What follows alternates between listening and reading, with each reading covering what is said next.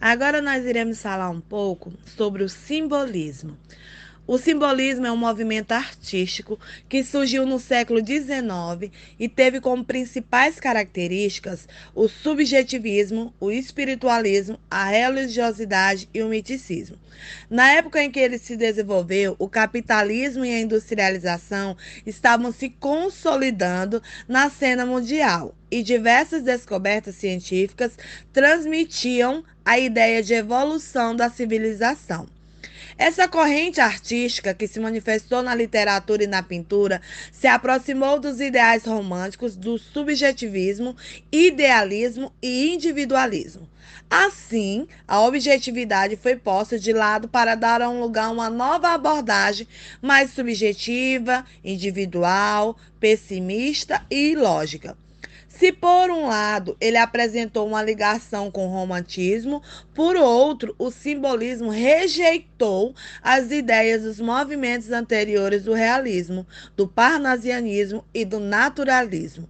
Então, é fácil aqui entender que ele apresentou uma ligação com o romantismo. Ele se afastou do rigor estético e do equilíbrio formal do movimento parnasiano, buscando se distanciar do materialismo extremo e da razão.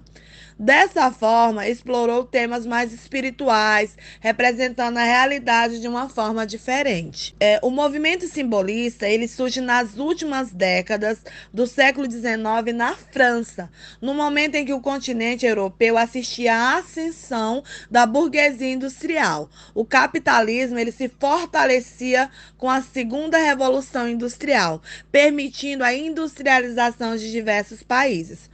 Esse processo, caros amigos, foi alavancado pela unificação da Alemanha em 1870 e da Itália no ano seguinte. Por outro lado, esse progresso capitalista, ele gerou uma grande desigualdade social, levando à insatisfação dos trabalhadores mais pobres. Nessa fase, é importante frisar que muitas inovações no campo científico levaram à ideia de progresso, como, por exemplo, o uso da energia elétrica, de produtos químicos e do petróleo para a produção de combustível.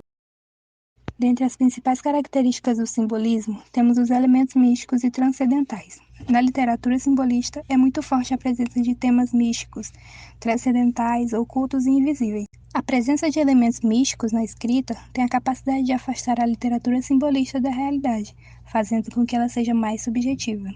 Em segundo lugar, temos a subjetividade, que se manifesta de várias maneiras no simbolismo.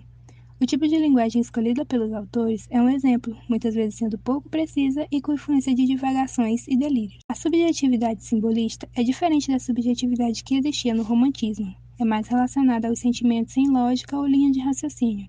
É diferente do subjetivismo romano porque tem origem no inconsciente do autor. Em terceiro lugar, temos a oposição ao realismo e naturalismo.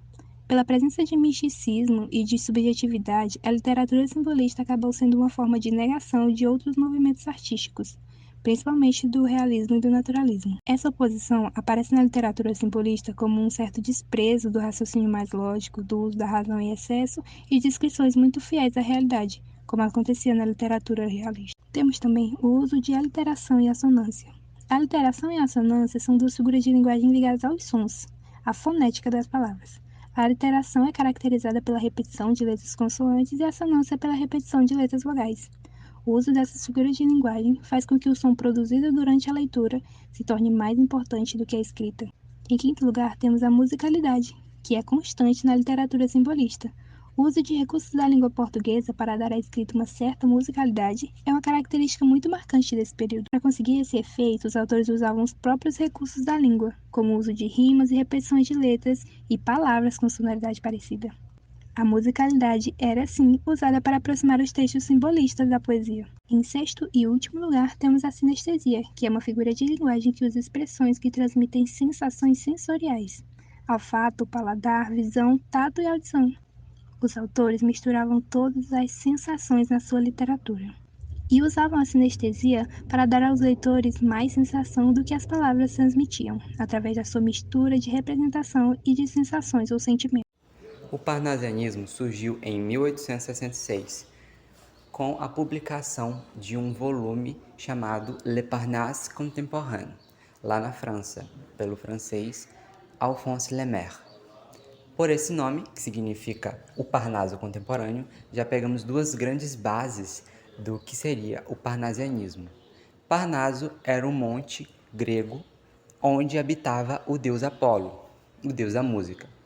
Então vemos que uma grande base do parnasianismo era a cultura greco-latina e a outra era a musicalidade.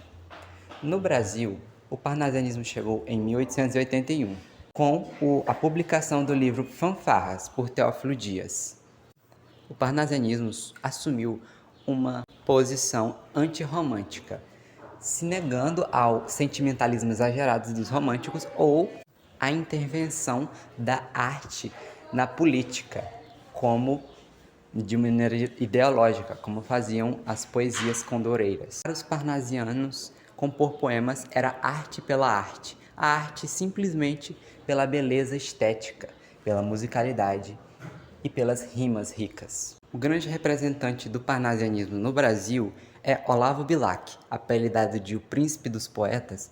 Ele compôs inúmeros sonetos. Um dos mais conhecidos é a língua portuguesa, que refere-se à língua portuguesa como a última flor do Lácio.